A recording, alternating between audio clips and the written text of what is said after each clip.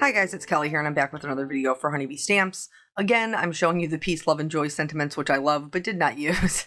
The Pine and Berry centerpiece is kind of the star of the show today, and then I also used the Let It Snow stamps and dies.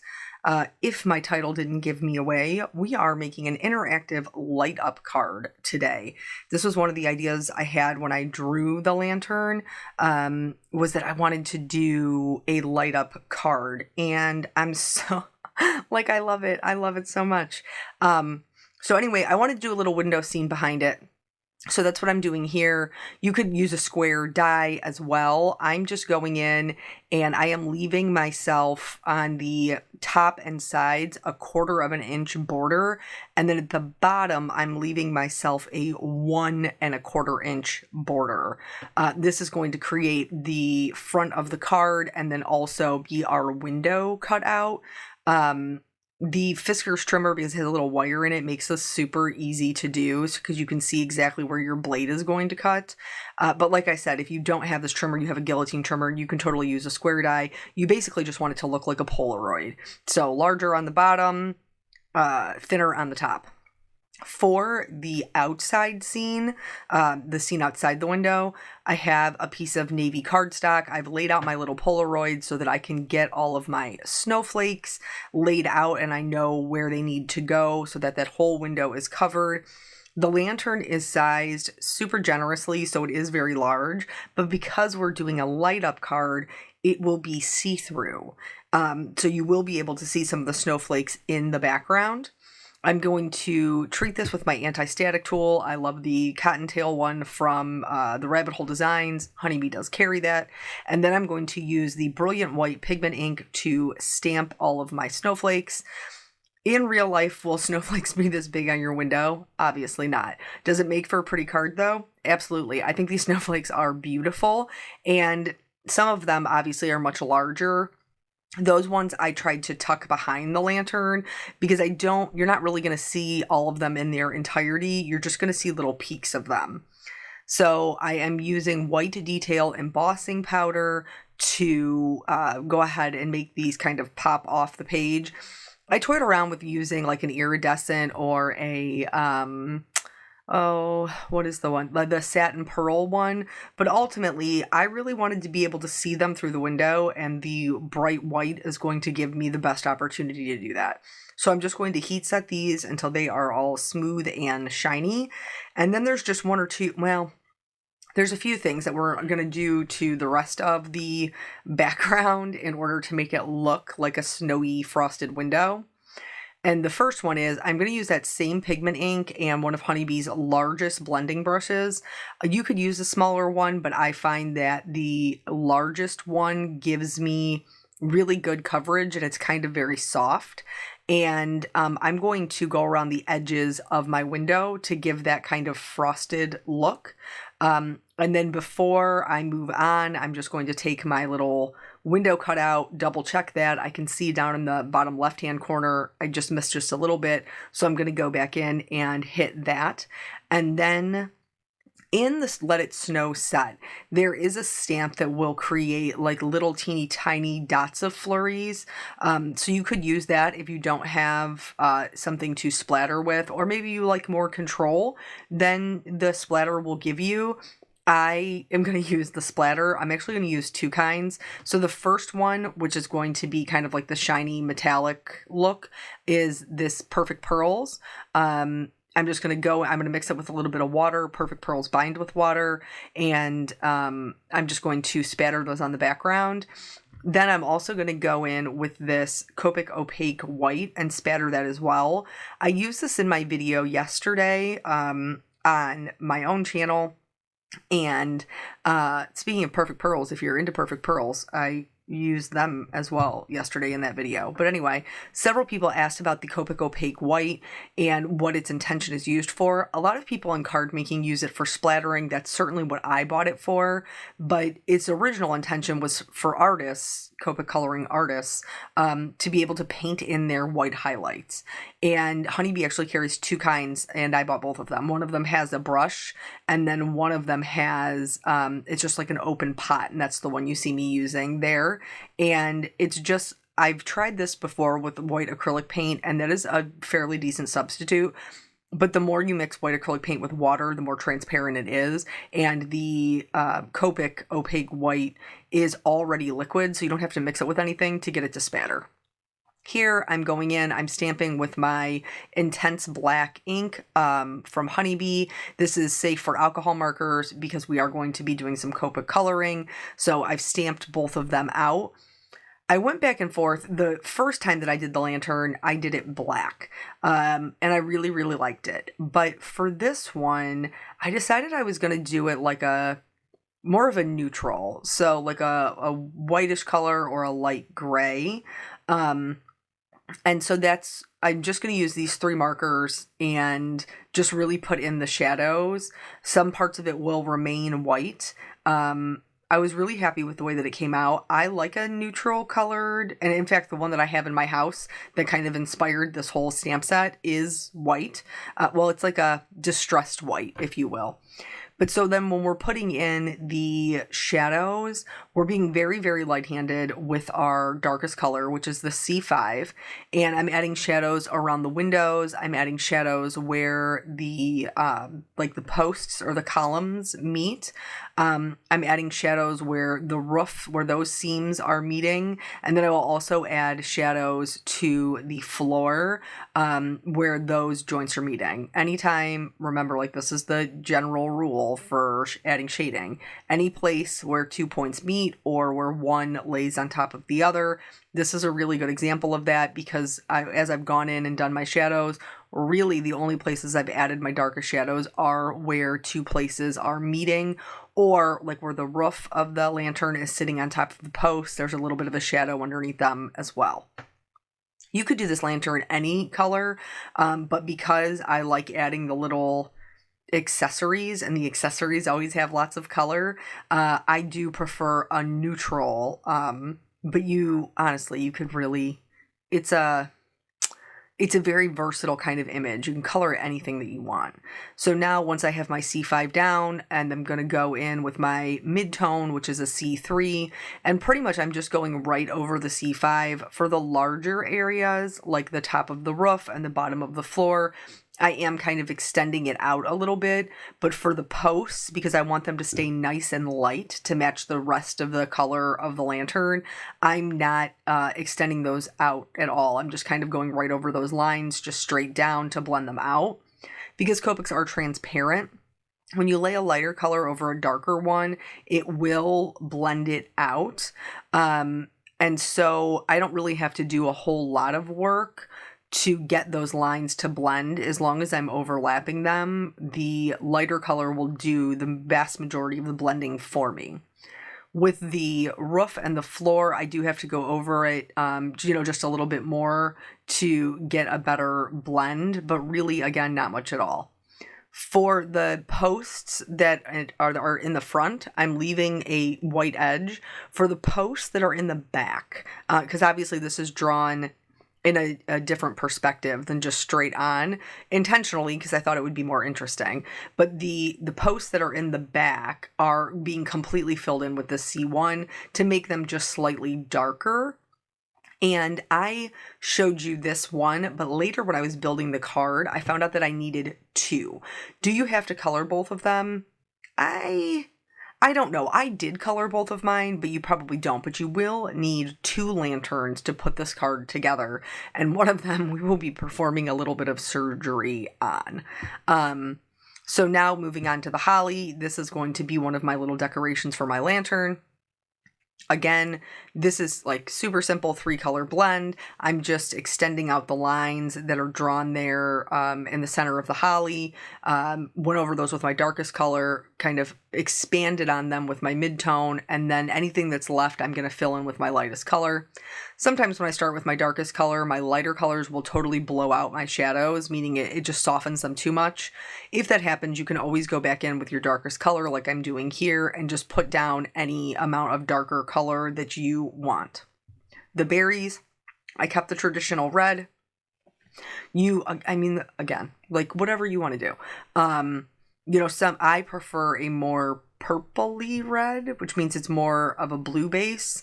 But some people like more of a orangish red or a tomatoey red. Whatever kind of color scheme you love, you can use with this. That's the just like it's called, it's the pine and berry centerpiece. Like just like with your home decor, you can make it any color that you want. I chose to do my candles red, which is kind of comical because literally the only red candles I own go in the centerpiece of my coffee table at Christmas. I don't own any other red candles. But again, so these three are drawn together. So the one furthest in the back is going to have the most shadows, because it has the two other ones in front.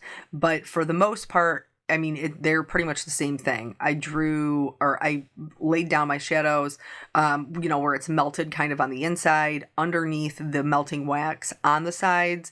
And then, for the two in front, I added the darkest shading just to the outside edges and then kind of down and around the bottom. This is just going to make them appear to be more round. And then I will go back in with my mid-tone, and this is going to just kind of blend out that R59 is really dark. So it's going to blend that out a little bit, and it's going to be the main color for my candles because it is my mid-tone. When you are coloring whatever, like we have a 3-color blend for most of these things, your mid-tone should be the one that you see the most of. Your shadows are meant to be in your darkest parts, i.e. your darkest color, and your highlights are meant to be in your lightest parts, i.e. your lightest color. So that mid-tone really should be what you're seeing the most of. So when you're picking out a color combination, make sure you really like your mid-tone because that's what's going to be the predominant color, the true color of whatever object you're coloring. So I usually do more of a flicking method. If you're trying to blend a color and you're having a little bit of a hard time getting the edges to blend, what you can do is, don't scrub them, but you can work in like a circular motion, and you'll see it in these large areas on these candles. I went over it, it wasn't really blending. So I went around the edges with just like little tiny circles, and that will help to blend out the harder edge of your previous color and have them blend in together a little bit easier. So now those candle bodies are done. I chose to do the flames in more of like a golden yellow color because that's the same color I'm going to do my bells. Actually, when I was coloring this, I felt like a little bit like I was shortchanging you guys because I always try to like switch up, the way that I do things or color things, but I colored this little thing exactly the same way that I did the last time I used it. But it's a color combination that I like, and I'm going to use this card. In fact, I actually, once I the card wasn't even finished, just the light up portion was finished, and I was so stinking excited about it. I took it downstairs to show him, to show my husband, and to his credit, he showed the appropriate amount of excitement for my cool light up card. And I made the comment to him, I was like, I feel like there's only certain people in the world who will really appreciate a card like this. So I think I'm going to give it to Aunt Mary Jo. And he was like, yeah, she would definitely appreciate a card like this. Because not everybody will. And that's okay. That's why we have I have simpler cards that maybe don't take me as long, for people that I know who are not interested at all in my art or my card making. And then for people who are super supportive and always like appreciate them, I have the cards that maybe I spend a bit more time on. I did one a few weeks ago for my mother-in-law's birthday, and God love her, Caitlin, she's my 2-year-old if you're not familiar, she likes to take the card, because her birthday was just at the beginning of the month, and she likes to play with the cards and open them and tear the envelopes and everything else. And so when it was Grandma's birthday, she tried to run off with Grandma's card, and Grandma was chasing her down to get her card back because it was one that I made. So it was really very, very sweet. I tried here I wasn't sure. Originally, I thought I would do the bow red, but I opted to make it white because I already had kind of 3 red elements with the berries on each of the holly and then the candles. I was pretty happy with the way that the white one came out. But again, that's another thing that, you can toy around with for whatever color scheme that you're interested in. For these little pine branches, I chose to do them a bit of a darker green just because, holly and pine are not the same color. And so when they're together, I don't think they should be the same color. That flicking movement that we were talking about earlier, pine's a great way to practice that because the flicking is going to give you the softer edges that a pine needle would require because, it's not going to be super solid. You should be able to see some areas and there should be an irregular edge. So pine's a great way to practice your flicking. If you have not seen this set in action before, this lantern actually has 2 dies. So one that cuts out the whole lantern and then one that cuts out the inside as well. So I used both. Here I have a little piece of vellum. We're going to get a bigger piece later. Don't you worry.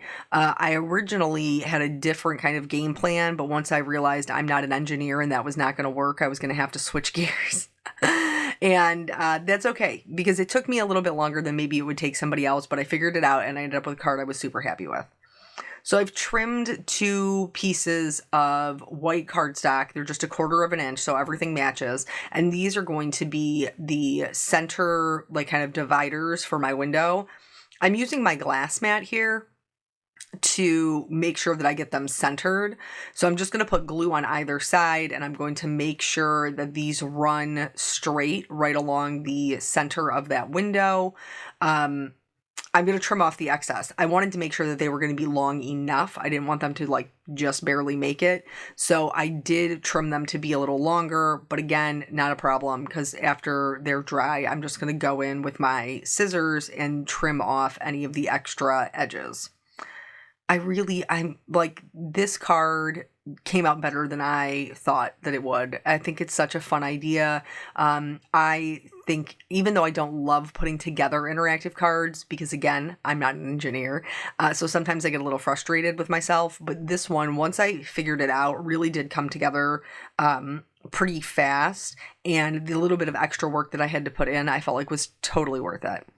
So here, I'm just doing, you're not even going to see, I'm being honest with you guys, you're not even going to see the majority of this. You could just use a brown piece of cardstock, but I didn't know how much or how little you were going to see. So I just did a super, super quick, little wood grain pattern on this. You could also use pattern paper. That would be great too. But this piece is 1 inch by 4 1/4 because that's going to give me the perfect edge. Because remember, when we cut that white frame, the bottom portion was 1 1/4 inches. So when I put this little shelf on here, it's going to give me the quarter at the top that's still part of the frame. I think that this on its own is a great basis for a card. You could do any scene that you wanted to outside of the window, whether it was winter or not. You could do it just like this and then use one of the Let It Snow sentiments. And I think it would be super cute. Or, you could use other, what are the little bud vases that Honeybee has would be great. And you could put little flowers in the window. I think the general layout of this is really good for kind of customizing your own scene card. But I used the lantern because I needed to execute. You ever just have that where you're like, I know I have this idea and it's stuck in my brain and I have to use it, or I'm not going to be able to I'm not going to be able to see it any other way until I just get this idea out. That was pretty much me. Let's talk about the lights. So these lights are from Pear Blossom Press. There is a 1 light, and then there's also an easy light. I chose to use the easy light, but let me show you the difference. So the 1 light, which is actually on sale through tomorrow for 25% off, the 1 light is just exactly what it says. It's 1 light, and that would work as well. The easy light is 3. It has 3 separate little lights, and that's why I chose to use that one, so I could put each one behind a flame. But here you can see the 1 light also would work to light up your lantern, and they are just slightly less expensive. So if it was something that you were like, I just want to try this, that one might be a great way for you to go, especially since they're on sale right now. So here, I've used this before, the easy lights, where you kind of like tape them in place. So I was messing around with it and I realized, because I was using them on the individual elements, I needed to kind of coil my wire. You can't cut the wire, otherwise the light won't work. And you can't like sharp bend the wire, otherwise you can crack it and your light won't work. So what I ended up doing was coiling it up and then taping it in place, so that way I could hide the whole thing behind my candles and you wouldn't be able to see any of it. So that is here. I'm just laying them out, making sure that everything is going to fit in there, and my cover, which is my little decoration down here, my cover for my light is going to work. So now once I have those there, I'm going to tape them in place. So the extra wire that you see there, you don't really have to worry about too much, because as you're laying them down and taping them, I like to tape mine right underneath the light in order to make sure they stay exactly where I want them. But as I'm laying down that tape, which you'll see here in just a second, it's going to also hold down that extra wire that isn't in the coil. So, I mean, the back is not going to be pretty. Like, it's not. But nobody's going to see it. So it doesn't really truly matter if it's, if it's got tape all over it. As long as it's in the spot that you want it to be on the front, the back won't matter. And you can use Scotch tape, washi tape, like whatever you have on hand to hold these in place. And then the reason that we're using the vellum is because you could do this, you really could, without the vellum and all of the steps that come with, getting the vellum in there. But the reason I chose the vellum is because if you use something that diffuses light, it's going to make them brighter. So it's going to light up the whole lantern instead of just the flames. So in order to do that, I actually need 2 of the lanterns. That's what you could see here. But then I also need the lantern to be popped up to allot for the room that the light apparatus takes up. So I'm using this pop-up foam. You could also use regular foam tape and just put it all over. But if you guys know anything about me, if you've ever watched my videos before, you know I don't love messing around with the foam. In order to get the proper cutout for inside the lantern, I just traced around one of the die cuts. Then I could see the pencil on my foam. Now I can tape it in place and know that it's going to cut it out correctly and where I need it to be. Now, like I told you, we do have to perform some surgery, because in order for the top portion to pop up, we can't have all that stuff in the background. So I did have to go in and just trim out with my scissors. And this is a pretty large opening, so it wasn't that difficult. Just trim out the section that is the back and the floor. The trickiest part is the little side window. That part does get a little I had to take my time with it, but you do want to go all the way up to the black stamped line. You don't want to leave any of the area that the die cut leaves. You have to take it all out. Otherwise, you're going to be able to see that when you lay it over top of the other one. So now that's all done, and then you'll see when we put it over, we have just the top portion and the right-hand side of the lantern, so the candles really are now inside of it. And then I'm going to do the same thing for the foam. The foam is a little more forgiving because the intention is not to see it anyway. You know what I mean? Like it's acting as the pop-up portion. So it doesn't really matter if it's spot on or if your lines are super straight. As long as you can't see it when you put your die cut over top of it, then that's fine. Then that's good. But I did, just to give myself kind of a guideline, go in with my pencil and kind of trace that out. And then I tried my very best to stick to the pencil line. I did have to go back in a second time to trim out some of the areas where maybe I thought that I was a little bit closer. The other thing is, you can see here that front column, I cut it across the top because you can't see it, so it doesn't matter. So I just cut it to make the side window easier. I'm going to use just the outside portion of the lantern to cut out my piece of vellum, and then we're going to start building this thing. I'm telling you, I pleasantly surprised. It's always nice when a card works out better than you think it will. So now I've added some glue to the top portion, and I'm gluing that right on top of the die cut for the vellum. And now this, I think, is just cool by itself. Like, you could just add the vellum without the lights and it would look, it would give the lantern a different look. But I am going to add the lights because that's the whole point. That's my whole idea, is the lights, yo. So here I'm going to add adhesive just to the points that are like, oh, how do I word this? Just to the parts of the lantern that are solid, because you'll be able to see the adhesive on the vellum and we want that part to be clear. You could probably also use acetate to do this if you wanted the, the feel of an enclosed lantern without the diffused light. So now I'm just lining up the foam. Somebody did mention in one of my previous videos about the foam that sometimes it like stretches on them. I haven't had too much of an issue, but I do try very hard not to manipulate it too much. Like, I don't play around with it or pick it up, put it down, all of that until it's time to glue it. So here, I knew I was going to have to cut out a little corner to leave room for the actual battery.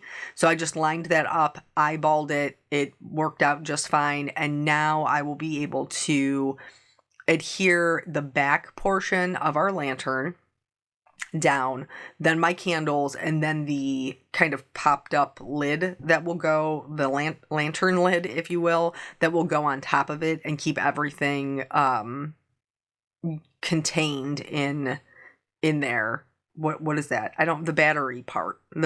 It'll keep it covered and contained, so none of that will be visible. I did use a little bit of dry adhesive on the back of the battery, and then I'm just going to use my same liquid adhesive that I usually use with the glue press around all of the little tapes and things, and then I will adhere these down. This does sit a little bit raised, but like I said, I wasn't concerned, because once I put the lid on it, the whole thing is going to be contained in there. It's not going anywhere.